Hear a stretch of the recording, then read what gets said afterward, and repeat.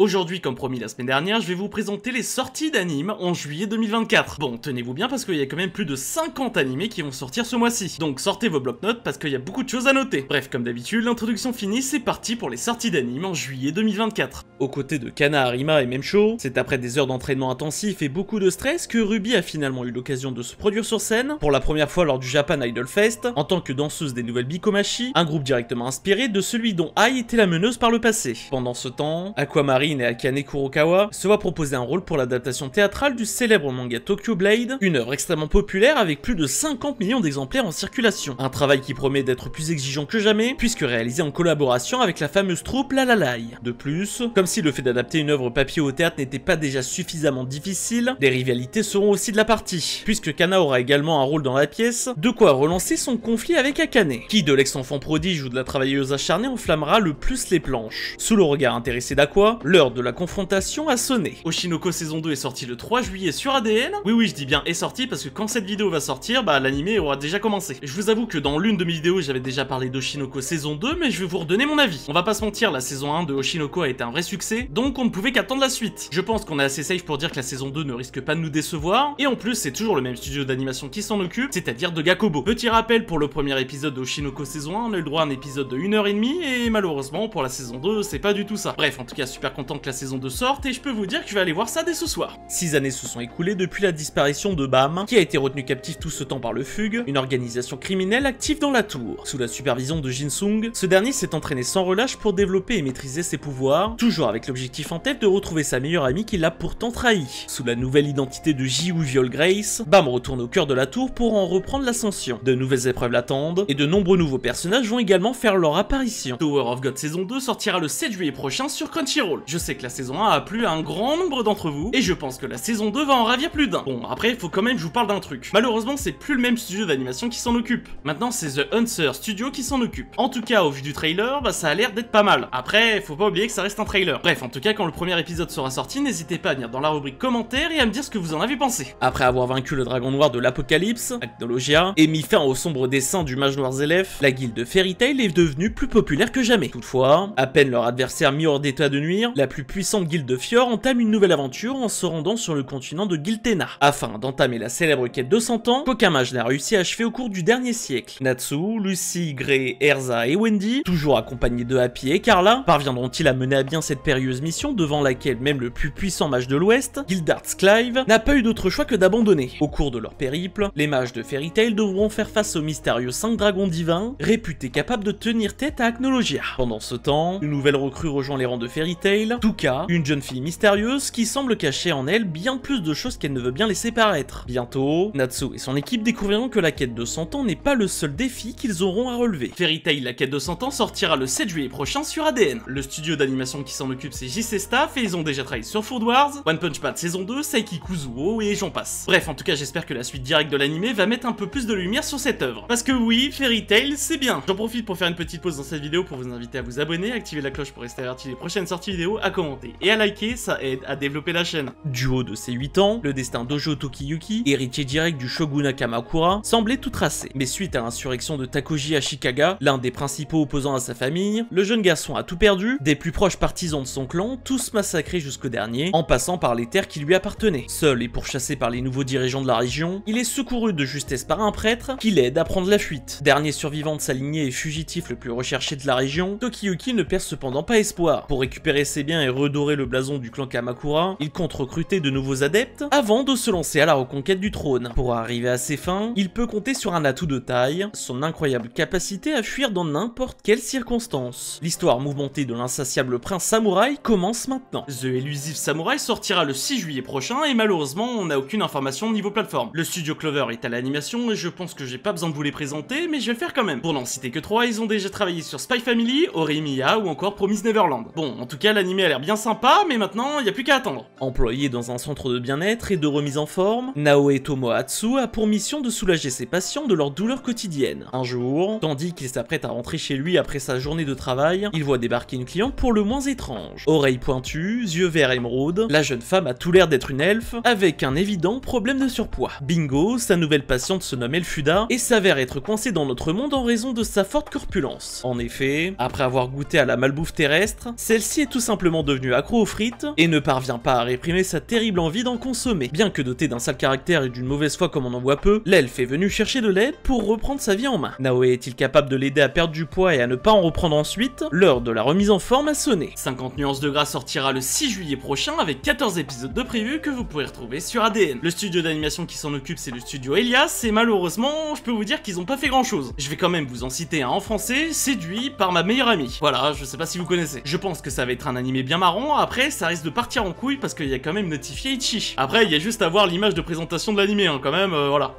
Bref, maintenant, plus qu'à attendre les gars. Au cours d'un voyage scolaire, Tuka Mimori, un lycéen parfaitement banal, voire presque invisible aux yeux des autres, est soudainement transporté dans un autre monde avec ses camarades de classe. Selon les dires de la déesse responsable de leur invocation, tous ont été convoqués afin de devenir des héros chargés de protéger ce monde, et tous vont recevoir une note en fonction de leur niveau de puissance. Tandis qu'un nombre inhabituel de héros de rang A et S se dévoile, Tuka n'obtient qu'un misérable rang E, la note la plus basse, qui lui vaut d'être exclu du groupe et jeté au fin fond des ruines dont personne n'est jamais ressorti vivant. Seul à la dérive dans un monde qu'il ne connaît pas, le jeune homme découvre toutefois que ses compétences, qui semblaient pourtant inutiles, renferment un puissant pouvoir. Bien décidé à se venger de tous ceux qui l'ont trahi, Tuka se met en quête de ses anciens camarades afin de mettre ses pouvoirs à profit. Failure Frame est un anime qui est sorti le 4 juillet que vous pouvez retrouver sur Crunchyroll. Le studio Seven Arc est à l'animation et je pense que pour certains vous les connaissez déjà avec par exemple Blue Period ou encore Sekirei. Bon, je vous avoue, par rapport au trailer qu'on a vu, le seul truc qui peut me déranger c'est l'animation des monstres. Après, à voir comment ça va se passer pendant les épisodes. Mais bon, je pense qu'il y a un petit potentiel quand même. Osamu Dazai, un auteur morose qui ne cherchait qu'à mettre fin à ses jours aux côtés de Shizuku Ota, sa bien-aimée, est soudainement transporté dans un autre monde lors d'une énième tentative de suicide. Tout autour de lui, il découvre un univers tout à fait singulier, où la magie semble être présente un peu partout, et les jolies femmes sont légion. Mais qu'à cela ne tienne, malgré ce monde fantastique qui ne demande qu'à être exploré, l'objectif de notre homme est tout vu. Retrouver la réincarnation de celle qu'il aime, et tout faire pour en finir une bonne fois pour toutes. No Longer Human in Another World sortira le 9 juillet prochain sur Crunchyroll avec une douzaine d'épisodes. Atelier Pondar qui est à l'animation, et pour ceux qui ne le connaissent pas, ils ont déjà travaillé sur Uncle from Another World. Bref, sinon encore un isekai, et j'espère que celui-ci va sortir du lot. Mais comme à chaque fois, va falloir attendre que l'anime sorte pour pouvoir juger.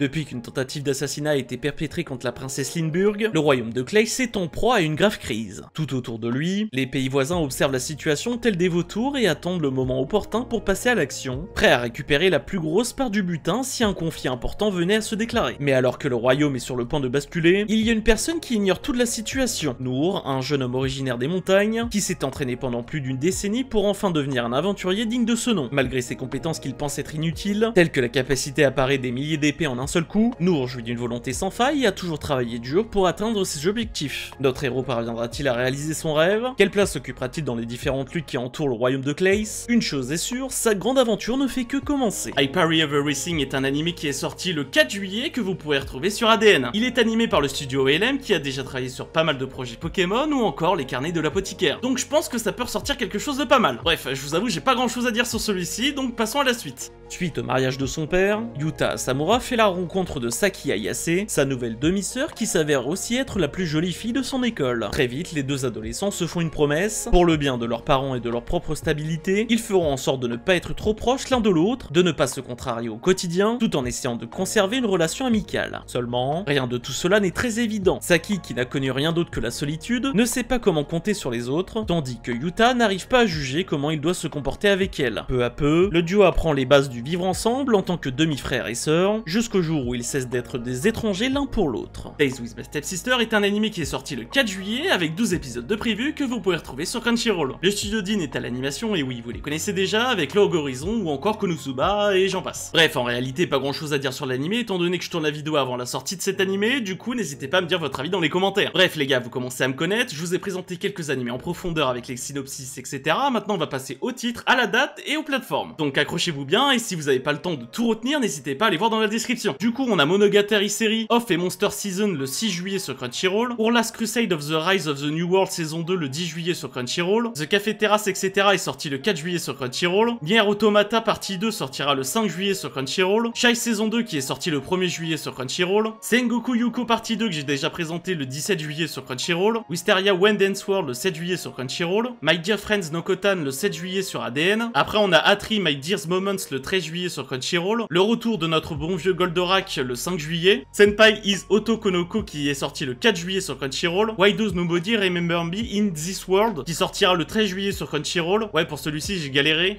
Dahlia in Bloom le 6 juillet, Pseudo Harem qui sortira le 5 juillet sur Crunchyroll, Bye Bye Earth le 12 juillet sur Crunchyroll, Twilight Out Focus qui est sorti le 4 juillet sur Crunchyroll, Shoshimin Series qui sortira le 6 juillet sur Crunchyroll, TP Bon saison 2 qui sortira le 17 juillet sur Netflix, Alias Sometime etc qui est sorti le 3 juillet sur Crunchyroll, Quality Assurance in the World qui sortira le 5 juillet sur Crunchyroll, 2.5 Dimensional Seduction qui sortira le 5 juillet sur ADN, Love is Indivisible by Twins qui sortira le 10 juillet sur Crunchyroll, Tasuketsu qui est sorti le 2 juillet sur Crunchyroll, Nobody's Way Up to Exploration Hero qui sortira le 6 juillet prochain, Au cœur du donjon qui sortira le 5 juillet, Ramen Akaneko qui est sorti le 4 juillet, Mayo Naka Punch qui sortira le 8 juillet prochain sur Crunchyroll, My King to Many Losing Heroine qui sortira le 13 juillet prochain sur Crunchyroll, Sakuna of Rise and Ruin qui sortira le 6 juillet prochain, The Magical Girl and the Evil etc qui sortira le 9 juillet prochain les gars, Journée Sucks in the World Rising King Wild Adventuring qui sortira le 8 juillet prochain sur Crunchyroll, The Osan Newbie Adventurer qui est sorti le 1er juillet sur Crunchyroll, je vous le conseille, il est super bien, Nanarana Anare qui sortira le 7 juillet prochain sur Crunchyroll, Kinnikuman Perfect Origin Arcs qui sortira le 7 juillet prochain, VTuber Legends qui sortira le 7 juillet prochain sur Crunchyroll. Bon voilà les gars, là je vous ai présenté les animés, maintenant on va passer au film. Croyez-moi, j'en peux plus, hein. C'est pour ça des fois je disais